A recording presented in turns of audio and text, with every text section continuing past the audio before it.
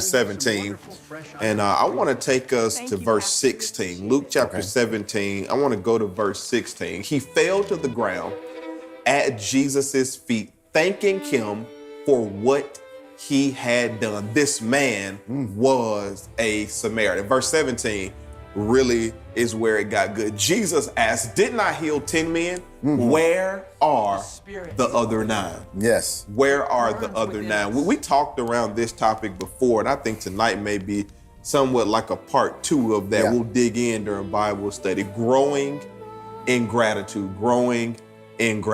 I really think, and I want y'all to help me with this, that during this holiday season, this is going to be like no holiday we've seen before. Yeah, I agree. I agree completely. I think, when you talk about growing in gratitude in this season, a lot of times during this time, the reason that we're not able to be grateful is because of misplaced focus we talked about. Yes. Sometimes we spend so much time focusing on what we don't have. That's good. Instead of thanking God for what we do have.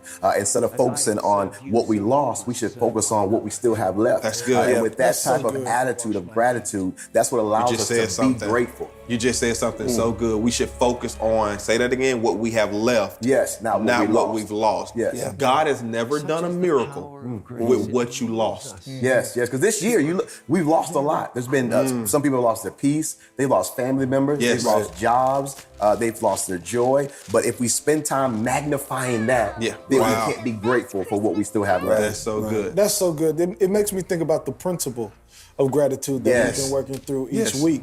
When it says the principle of gratitude suggests that what I have is just as valuable as what I want. That's good. And it's making me think about how our overflow is often tied to what we overlook. Yeah, I'm gonna say that again. Go back to that. Our overflow is often tied to what we overlook. Yes. Many times we're so busy focusing on what we want, we're overlooking what we already have. When that's what God wants to use. And many times we're trying to shout, God, overflow, and God has said, no, manage the little. Because little becomes much in the right hands. If you be faithful over a few things. I feel like preaching today. Man. He'll make you rich. So your overflow is often tied to what's overlooked. And it made me think about during this holiday season in 2020, during the pandemic, what is it that I'm overlooking? That's good. That's a great question for you to ask yourself. What am I overlooking? What has God placed in my hand, in my life, that I keep making small? It's crazy because God can give you a big blessing and you'll make it small. God can give you the thing that you've been praying about, that you've been fasting for, and when you overlook it, you discount what God has given you. Good. And you take this big blessing and you reduce it to the size of your faith because you've been overlooking something. Overlooking it. That's good. I want to jump in there too, because I think one of the main reasons why we mishandle what we have in our hand and those things that we possess is because we see them wrong. We often devalue what we have currently, and we get caught up due to comparison, due to other things. We get caught up with other people possess that we depreciate or devalue what we already have. So we have to be careful of that. And God looks at how we steward our now, and that determines what comes later. So we got to make sure that we're aware of that thing. What I love about gratitude is that gratitude has the power to make whatever you have enough. Think about that. If I can be grateful for what God has placed in my hand, then that gratitude now has the power to transform that into enough. When I realize that it's still more than what I deserve. Yes. Because that's the part that we keep missing. I think a lot of us stumble through gratitude because we're prideful. Come on, man. Pride says I deserve more. Right? But gratitude, which is bathed in humility, says even though I may want more, I need to be appreciative for what I have because it's still more than I deserve. This makes me think about Philippians 4 when Paul, everybody quotes it out of context. When he says, I can do all things through Christ who strengthens me. And many people think about that text in the context of going and flying like you're Superman. Or trying to do something that's impossible. But in the context of that statement, he was talking about contentment. Contentment. He was literally saying, I know what it's like to have much. I know what it's like to have little. Watch this. Godliness plus contentment is great game. Come on, man. And many times people have godliness but have unhealthy ambition. And because they have unhealthy ambition, ambition, they don't have great gain. They have temporary gain. That's good. That's good. That is so good. Because when you lack gratitude, nothing is enough. Nothing is enough. I want to ask a question to somebody who's watching me right now. Help for the holidays. Healthy, emotional life principles. I want to ask a question for somebody who's watching me right now.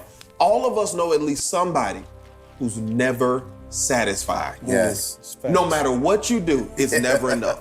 No matter what you give, it's never enough. In fact, sometimes we've been the person.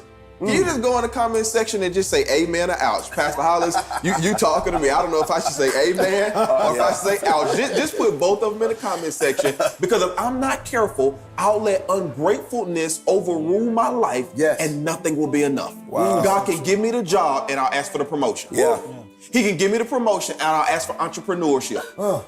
That's good, because you got to think about it. We're talking about the principle of gratitude. What I have is just as valuable as what I want. Yes, sir. So what happens many times when we get what we want, we then realize, wait a minute, it's not what I thought it would be. So then we're like, okay, well, what's next? Now I no longer want what I have. I want what's next. So at what point do we just stop and say, I'm just grateful for what I have left? Yes. And I think that's so important, because even if you talk about that ambition, versus contentment. Being content with what you have, being grateful, but also being able to pursue what's next. It's that thin line. Well, how can I be grateful but still not be content? Well, you know what? How can I be grateful but still not settle? Yes. Like I'm grateful for what I have. I thank God what I have. You just said something. There's still more. You just said something, because there's a difference. Oh my God, there's a difference between contentment and complacency. I think that's good. There's a difference between contentment and complacency. Contentment says, God, I'm grateful for what you've given me. Yes, I'm still working. Yes, I'm preparing myself for another opportunity and another level, but I'm content. Complacency says, I'll just chill right here. See, the problem with Abraham's father is that instead of being content, he was complacent. Abraham's father was called to start out on the same journey he was given. But the Bible says he gets to one place and he settles there. He said, you know what? This good. I'll just stay where I am. And I think we've got to balance contentment with complacency. Here's something else that we dived into, and I want to throw this out on the table. I pray that you guys have been blessed by this conversation. Biblical good. We heard Pastor Mike kind of dive into this idea of biblical good. I want to throw that on the screen. You can see it. Biblical good is that which is beneficial, not just enjoyable. And I think so many times we're wired for what's enjoyable instead of what's beneficial. That's so good. Can we talk about that for a second? It makes me think about Genesis 1 in the beginning. God begins to create, but a thing that most people don't talk about is after he created, he took time to evaluate. So it's one thing to create. Oh man, that's good. But as a creator, this is a word for entrepreneurs, content creators, that evaluation is just as important as creation. And so here he is, he evaluates it, and he looks at what he creates and calls it good. He calls it good. That's good. In other words, if we go back to it, he says it's not just pleasurable. It's enjoyable. Also profitable. That's good. Now watch this. This is so good, because even when he says good in Genesis, it also means functional. Many times we call stuff good that's dysfunctional. Gotta be That's careful. good. Because everything that's good for us is not good to us. And so when he says all things work together, I'm in the New Testament now with Paul. He uses the good and the bad because some things that will give you the greatest profit also gives you the greatest pain. And I love that, because in that first chapter, it was day one. He said, let there be light, and there was light, and he called it good. He didn't wait for it to be completed. He didn't wait to day 7. And I think that's the issue that's the thing that we have to adapt to. Listen, during the process, it's still good. Unfinished, it's still good. Oh man, James, that's not good. done yet, not finished with me yet, but I'm still grateful. It's still good. That's I think good. a lot of times we want to wait for the finished product. We want to wait until we see the full manifestation. But God gives us an example. No, it's good right now. Can I jump in there right quick? I don't know where you're watching from, but can we just go ahead and thank God that it's good? It's good. I know there's still more you want to see in life, but can you thank God for what he's done already? I know you're looking at 2021,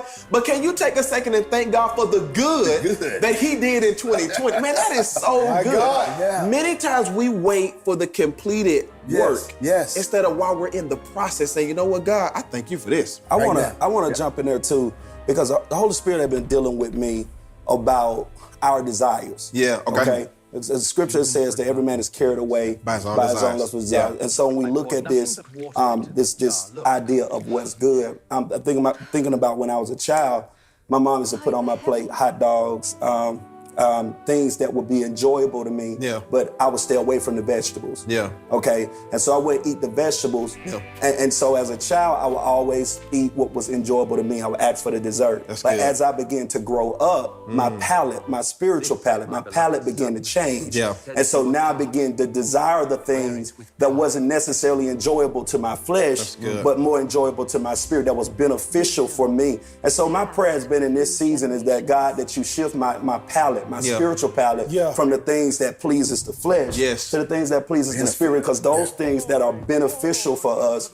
And so that's been my prayer, and that's something that I've been seeing manifest even in my life. It just made me think about how oftentimes we talk about how we're hungry for more. When hunger sometimes isn't the issue, appetite is. And so it's one thing to be hungry, it's another thing to have the right appetite. And I feel like this whole pandemic has really shifted us into a place to really reevaluate our appetite. That's good. That's so good. Not just what you want, but why do you want it? Wow. That's good. That's good. What we learn is that the why is normally more important than the what. We spend so much time on the what that we never talk about the why. The principle of gratitude. The principle of gratitude suggests that what I have is just as valuable as what I want.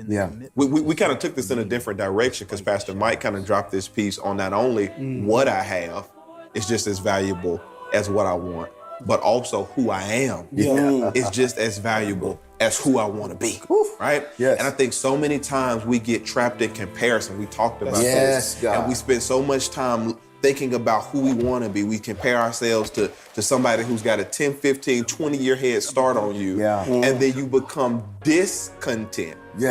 You become ungrateful, dissatisfied with who you are because you don't see the value in it because you're so caught up on who you want to be. I just got a revelation while you was talking.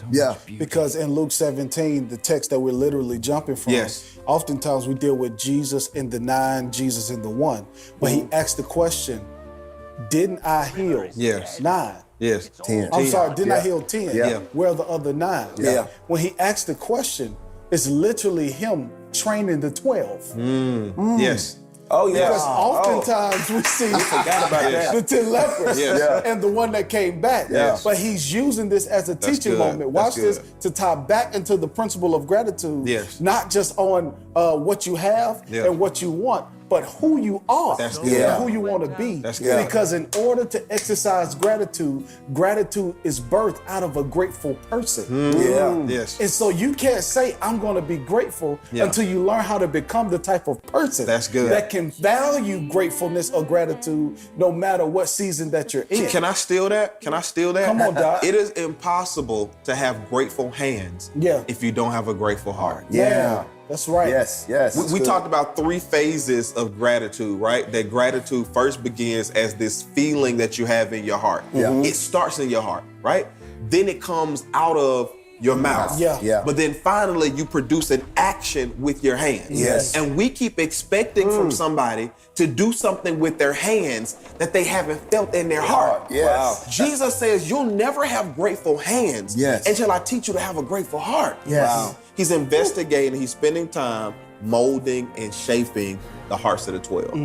I think that's so good. So true. That's so good. And I don't want us to skip over the comparison, because I think that's what traps a lot of us in ungratefulness. That's good, man. And you really blessed us when you talked about how there's no win in comparison.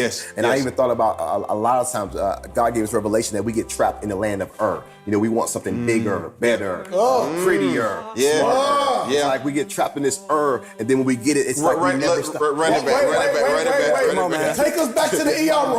Run it back. That's a serious ER room. Come on, man. Give it to us again. We get trapped in the land of we're always pursuing something better, bigger, prettier, smarter, thinner. So we're never satisfied. We go back to that, what Pastor Mike was talking about. We never value who we are because we're always comparing ourselves to somebody else. Man, right. I don't know about you, but you just gave me the freedom to say I am who God says I am. I am the head and not the tail. I'm above and not beneath. I am the lender and not the borrower. I don't care if I have student loans right now. I declare what God has already said about me. That's so good. Listen, I pray y'all can see, man. This is what we do on a day-to-day basis. We're having fun right now, chopping through the word, man, finding a way to strengthen each other. The Bible says that iron sharpens iron, man. This is so good. Let's dive into the text a little bit. I want to give you some things practically we can kind of dive in here. Luke chapter 17, verse 12, as he entered a village there, 10 men with leprosy stood at a distance. They stood at a distance. This is so good. We know that social distancing should lead to spiritual intimacy. These lepers are standing at a distance. But what I've learned is as we approach and move through the holidays, that social distancing, yes, it should produce spiritual intimacy, but if we're not careful, it can produce unhealthy emotions. Right? If you're not plugged into the presence of God in the way that you should, then that distance that you feel socially, it can begin to produce unhealthy emotions. Can we talk about that? I want to talk about this emotion piece. I think it's also one of those things to where when we say social distancing, we may need to become a little bit more particular because even though COVID-19 made us close the building, we didn't close the church. So I wouldn't say it's social distancing, it's more physical distancing. Because for me, I feel more connected than ever. That's good. Even though we've had to be physical distance, I have friends all over the world. And it has made us join group chats, Zooms, birthdays, and before now, we would just kind of see each other when we see each other. But this has caused us to be more intentional, watch this, with connecting emotionally. And I want to start right here, Luke chapter 17, verses 16 and 17. Luke chapter 17, verses 16 and 17. There you'll find these words. He fell to the ground at Jesus' feet, thanking him for what he had done. This man, remember this, was a Samaritan. Verse 17. Jesus asked, didn't I heal 10 men? Now notice the purposeful voice inflection. Where are the other 9? Did not I heal 10? Where are the other 9? If you don't mind, we're going to start this series or kick it off. If we could tag it with the topic entitled Growing in Gratitude. Growing in Gratitude. Part 1 of Help for the Holidays. Growing in Gratitude. Repeat after me wherever you are. Say, I'm determined to grow in this season. All right, somebody type grow in the comments right there. Grow, grow, grow, grow, grow, grow, grow, grow. In the middle of a global pandemic and an irregular election, the stress and unhealthy emotions that accompany the holidays are at an all-time high. Simply put, if we look at the statistics, 69% of people feel a lack of time. Another 69% said they argued that they felt the lack of money or resources. And there was 51% who felt the pressure of not only receiving gifts, but giving gifts. In the midst of this difficult, arduous season, we have a national pandemic, an emotional epidemic. We have an irregular election where we have a president-elect with another president saying, I'm not leaving. It's tearing the nation apart. In the midst of all of this, bills and family issues, so many people are emotionally disconnected because I'm even hearing people say, this year taught me who really loved me. No, it didn't. They're busy. They're social distancing. They can't come to you. They're quarantined. It has your mind all over the place. And one of the things we have to address right now, I want to run these stats again. 69% said a lack of finances. 69% said I wrestle with the lack of time. 51% I deal with the pressure of not only giving a gift, but receiving a gift. That's critical because I can understand the pressure of giving. Wow. I don't have a problem receiving. But the problem then becomes the law of reciprocity. That if somebody's going to give me something, I feel an unsaid pressure to give them something. I'm going to do it again. I'm going to run fast. 59, a certain group of people said, I ain't got the money. Another group said, I ain't got the time. Another group said, I ain't got the energy. Another group said, I ain't got the gift. What we're wrestling with, if we had to summarize it, is misplaced focus. The danger of misplaced focus. What is the danger of misplaced focus? Well, Pastor, I think you said something that's so good because a lot of times we say, well, I lost my focus. You don't lose focus, you misplace it. Oh, no, that's good. I want you to put this in the comments. You don't lose focus, you misplace it. So help us with that. You lose keys. That means I don't know where they are. I'm looking for it, I can't find it. I misplaced my focus because by misplacing, that means I took my focus off one thing and I put it on something else. I want to give you the physical picture of misplaced focus. If I'm standing and sitting in this seat and I'm preaching to you, my focus should be on camera one. All right, my focus and my attention, everything I have should be locked in on making eye contact with you at home. When I look this way, I don't lose focus with camera one. I place my focus in the wrong or another area. Let's talk about misplaced focus. That's good. Who wants some of that? I want to jump in there because I realize if the enemy can't defeat you, he'll distract you. Wait, no, we're not doing that today. We're not doing, hey, we had a pool time. I gotta hit something. We're not doing that today. I tell you what, put all the balls on the table. That's what we're gonna do. Every time y'all hit a run that is just incredible, I'm gonna take a shot. That's what we're gonna do. You ready? Hit it. Every time y'all hit something, I'm gonna hit the ball. Now I want you to say that again. If the enemy can't defeat you, he will attempt to distract you. If the enemy can't defeat you, he will attempt to distract you. And I want to submit to somebody watching right now that you may be feeling defeated when in reality you may be just distracted. Jesus, you're not defeated. You may say, I don't have any money. No. The problem is you put your money in the wrong place. Let's talk about that, defeated versus distracted. That's so good because oftentimes we think it's about spiritual warfare when really this is psychological warfare. And so because you have to realize wherever your focus goes, your energy flows. No, we're not just gonna run past that. Put this in the comments. This is gonna be a good series. Wherever your focus goes, your energy flows. Oh, that's cold-blooded. Can I ask you a question real quickly?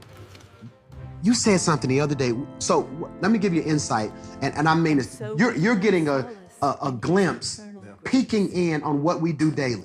We just kind of chop it up and talk about God, talk about life, talk about family, talk about business. And I want you to get in this. So it may not be as structured as a sermon, but it will be great content and very sound stuff that you can take and make applicable to your life. You said something in our briefing today.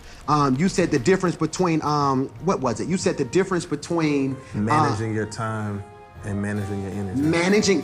That's a good screen. Managing your time and managing your energy. What's the difference? So when you think about time is a non-renewable resource. It's hard to get more time.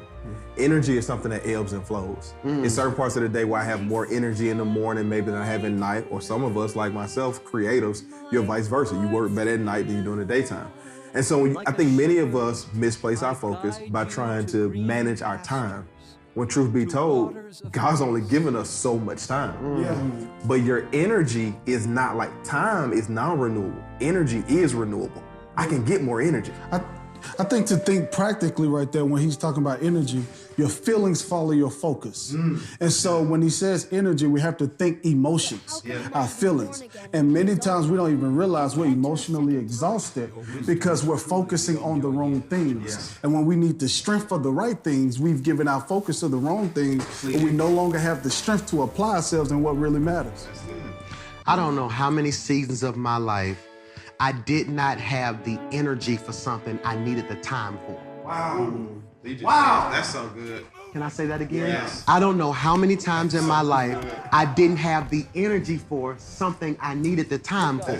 Or in other words, like even today, and you guys know this, we started taping early this morning, and I just had to take a 2-hour break or just nap and get to myself because I made a mistake of looking at my phone, getting a text and listening to some things, and it drained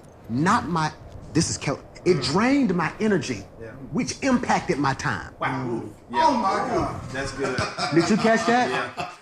It drained my energy, which impacted my time. I want to speak to somebody who's watching right now, who your testimony or the reality of your life has been, one of your existential plights have been, is not that I don't have the time. The people and places I've been in have drained my energy in such a way, it impacted my time. That's so good. That's critical, isn't it? So what do I need to do? And I hate to say this because so many people take this wrong with different religions, but it's a practical statement. You got to guard your energy. Yes. And when your focus is misplaced, I want to say this and I pray you can receive it. What we don't have, we focus on what we don't have instead of what we do have. See, when your focus is misplaced, you tend to focus on what you don't have instead of what you do have. Or in other words, you see somebody get a car, now you want a car. Now all of a sudden your car isn't enough. Misplaced focus. Somebody type help. Help. This is critical. We have an acronym for HELP, and we're going to go around the table, and I'm going to kind of mess with everybody, all right? HELP. Put this in your notes. It's on the screen. HELP. Acronym. Healthy Emotional Life Principles. Help for the holiday. Our acronym for HELP. What is this series about? It can be summarized in 4 words. Healthy Emotional Life Principles. We want you healthy in your emotions, in your finances, in your heart, psychologically, spiritually, and all of us, I'm not too proud to just say there's some seasons of my life, well, I need some help, man. I need some help. I feel kind of funny. We rented this house, this Airbnb, to kind of tape this series, wanted to kind of give a bros at home feel. And I kind of got this feeling, what kind of, be the best man I can be. Because truth be told, as a man, so many times we're on an island. When you're the man, I saw Busta Rhymes say something that blessed my life. He said, when you're the man, it's hard to ask for help because you're not sure if the person you're asking for help is going to use that against you. Wow, that's true. So many people are hurting right now because you're being held hostage by those you asked for help from. I wonder how many people watching right now say, I'll go broke before I ask somebody for help. I'll let it get cut off before I ask somebody for help. See, I'm dealing not just with your financial needs, but I want you to catch it with your emotional and spiritual needs. And I firmly believe that's one area I'm working on in my life. I really want to be strong enough to admit I'm weak. Is that strong? I want to be strong enough, Curtis, to admit I'm weak. There are some areas in my life that I really need God to work on me on, but I want to deal with this. I believe many of us are going to fail in life because we are expecting God to do it all. Must walk the path. Good measure, pressed down, shaken together, running over, shall men give. So let's stop talking money. I don't want to talk money. Let's talk this. Good measure, pressed down, shaken together, running over, shall men give instruction? Shall men give comfort? Shall men give help enhance your peace in certain areas? I want to talk about this, man. Many of us have misplaced focus, and when we have misplaced focus, we have to understand the principle of gratitude. Can we talk about that? The principle of gratitude. Jump in. The principle of gratitude suggests that what I have is just as valuable as what I want. Yes, sir. It's called the principle of gratitude. Are you being blessed at home? The principle of gratitude suggests what I have is just as valuable as what I want. Jump in there. I really want to sit here because when we talked about this before, you think about this misplaced focus piece, right? That when my focus is misplaced, I'll assume that what I don't have is better than what I do have. Mm-hmm. I think that's the beginning of us being ungrateful. Because the principle of gratitude says that what I have is just as valuable as what I want. And I think, 30 years old, I'm dreaming. So much I want to see God do in my life. It's easy for me to get on Instagram, get on Facebook, and see stuff that I desire. That's good. But I don't have yet. And so then I become ungrateful for what I do have because I'm so busy thinking about what I really want. Wow. I want to play a game. If you're watching me right now, I want you to put one hand in the air. One hand in the air. If you're watching me right now, put one hand in the air. When I name something, if it applies to you or you've done it, I want you to put a finger down, all right? Here it is. Number one, I've coveted somebody else's blessing. All right. Number 2, I've looked at someone else's house or car and said, I wish I had that. Okay. Number 3, I've also said to myself, if I had what they had, I would be doing. Boom. Yep. Number 2, I prayed to God for something, he didn't do it, and I still feel a way about it. Boom. Last but not least, some of us don't have any fingers left. Last but not least, I woke up this morning and never even said thank you. See, many of us, again, we don't understand. I want to go back a slide. The principle of gratitude. The principle of gratitude suggests what I have is just as valuable as what I want. That's critical. I'm finna do something that's gonna be so special, man. I don't want to say it. I don't want to say it. I'm gonna just use an example. I want to, because they may see this before I do it. All right. I want to say this. What I have. I wish I could go into it, but I'm finna surprise somebody, so I don't want to go. So I got to come up with another example. Okay. Let's just say this Airbnb. This is a nice Airbnb. I think it's 2 bedrooms that way, 2 bedrooms that way. So that's what, 4 bedrooms? So that makes it a 4-bedroom, 4-bath maybe? 4-bedroom, 4-bath, right here on a golf course, right here in Ross Bridge. Beautiful community, man. People been driving golf carts. See, the principle of gratitude says my apartment is just as special as this 4-bedroom house on a golf course. Did you catch that? The principle of gratitude, I think I saw someone pull up in a Chevy, in a Stingray, and I was like, oh my God. The principle of gratitude says my Tahoe is just as valuable. So good. I'm gonna go here. The principle of gratitude says, I hope you catch this, the grass ain't greener. It may just be watered, or I may need to do an investigation to make sure it's not artificial. Because a lot of us are coveting things that ain't even real. I'm preaching to somebody. If you look out this window, there's a golf course, and then it's beautiful green lawn on the golf course, when most of that probably ain't even real. Hear me when I say this. I am done being bitter over stuff that ain't even a blessing. I am done being bitter over things that ain't even a blessing. You looking at folks' pictures on Instagram talking about something, man, that's a relationship goal. What if that ain't a relationship goal? No, what if they're made? So here it is, Michael! Everybody just scream your name. Michael! Most of us cannot be grateful because we do not properly understand the definition of good. Good. Yes. So I want you to put this in your notes. Wow. Not just good, but biblical good. Yes, I want to define biblical good. Because everything that is good ain't biblically good. Yes, sir. The definition of biblical good is that which is beneficial, not just enjoyable. That's so strong. Biblical good is that which is beneficial, not just enjoyable. That's cold-blooded, ain't it? That's cold-blooded, because at 36, 37, I'm understanding now that some of the stuff I enjoyed wasn't beneficial as a kid. So I want to do this juxtaposition. How do you know you are enjoying biblical good? You have to properly understand the dichotomy and the difference between maturity and immaturity. All right, Miles comes in the room the other night. He said, Daddy, I want some ice cream. I said, ask your mama. Mama says, ask your daddy. Finally, I said, let's go. I give him the ice cream. He's sitting on the counter having the best time of his life, okay? Conversely, the next night, I'll come in, I say, hey, make sure you eat your vegetables. He didn't want the vegetables. Now watch this. The vegetables are beneficial. The ice cream is enjoyable. A lot of y'all dating ice cream. Oh, wow.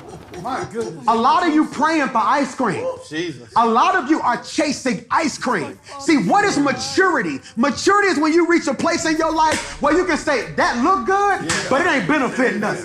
You think, but how you gonna help me run this business? You tall, dark, and chocolate, but how you gonna help me pay this mortgage? I am done dealing with people and places that only bring me enjoyment. Because we cannot be so spiritual that we get to a place where we say, I want benefit, it don't have to bring me enjoyment. I want it all. 7 folk ought to just type, I want it all. I want to be happy and whole.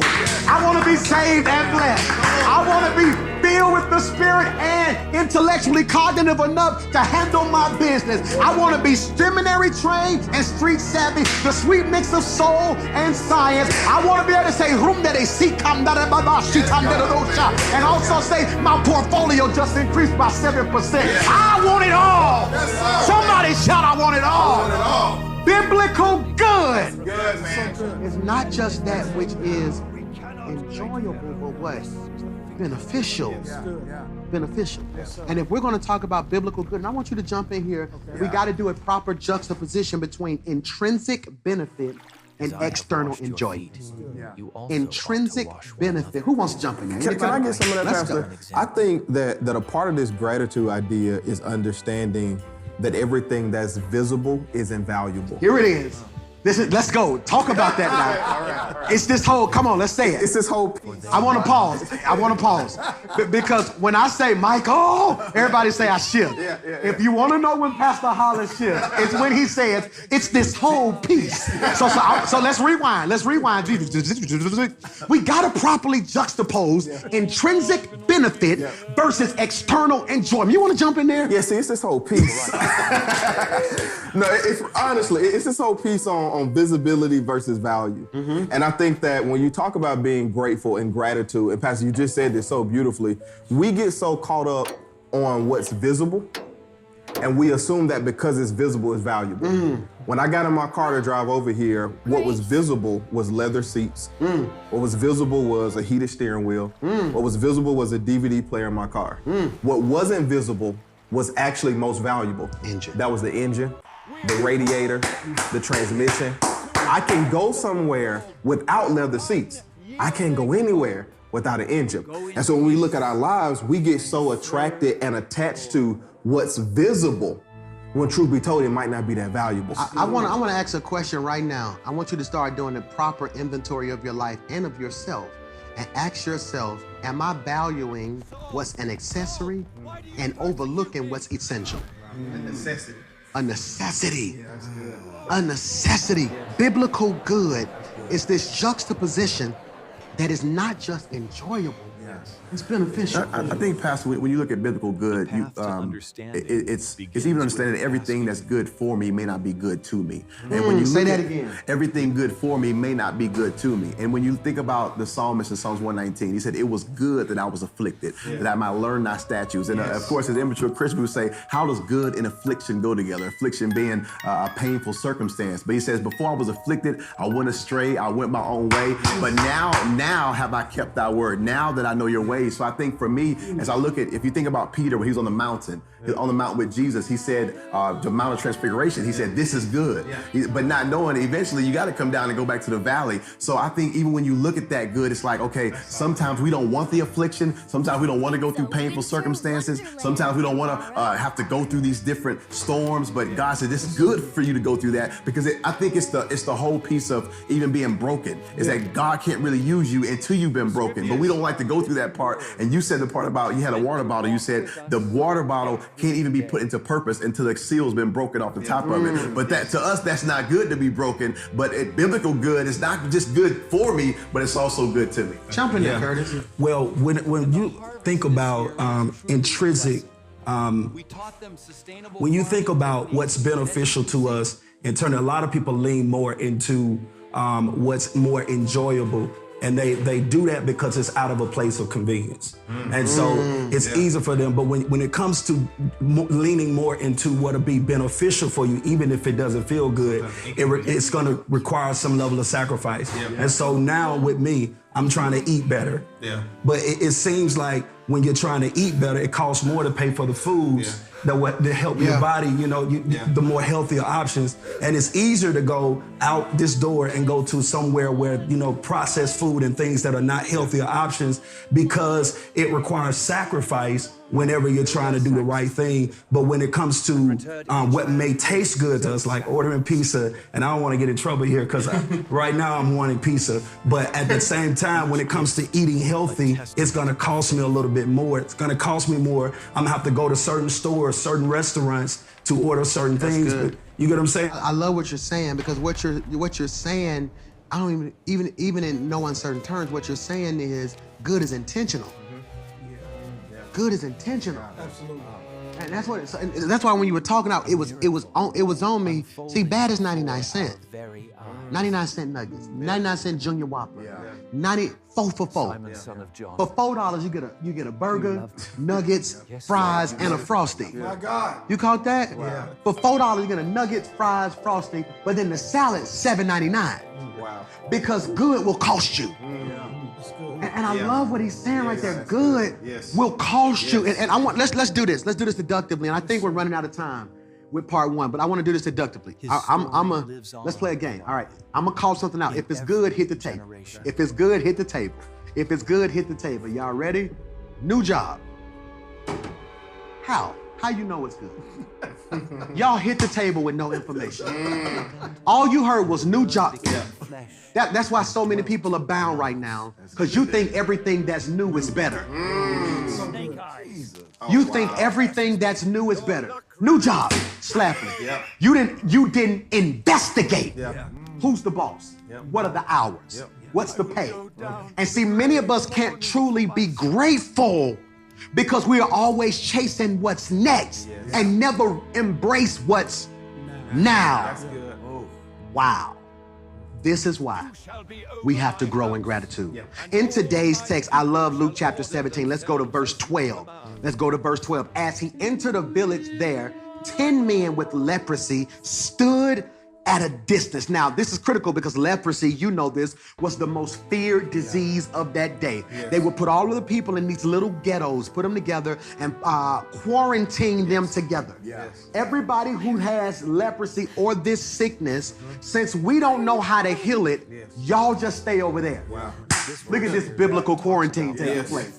Y'all stay over there, and sadly, whether we know it or not, the church was doing this before COVID.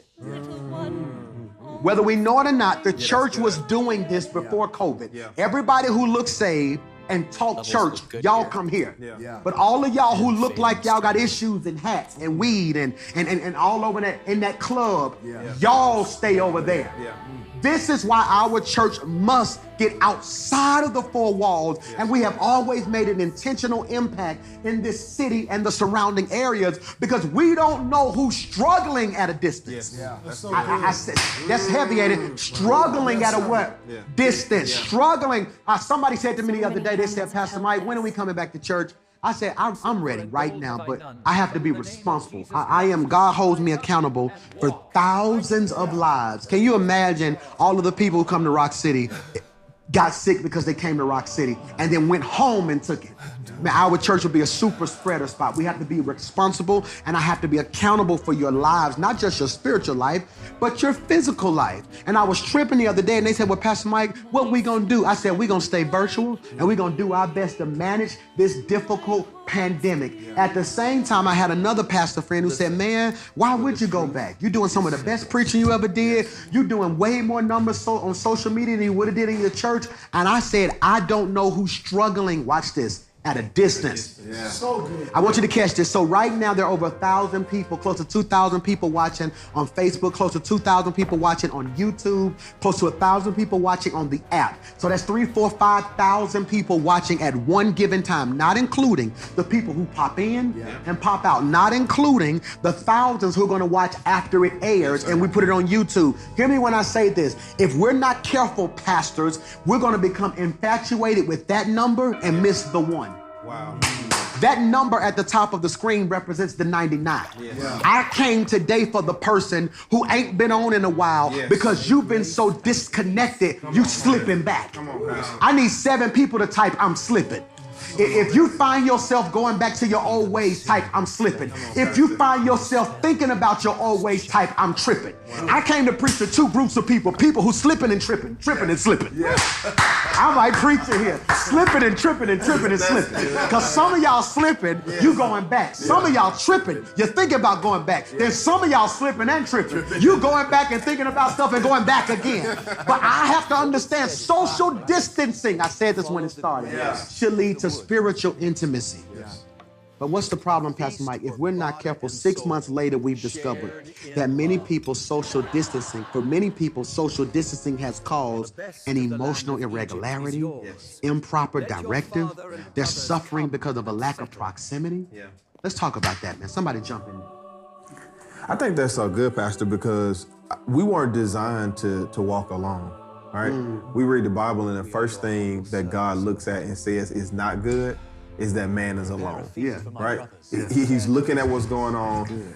Adam's doing so much. He's giving them dominion over the earth. He says the only problem is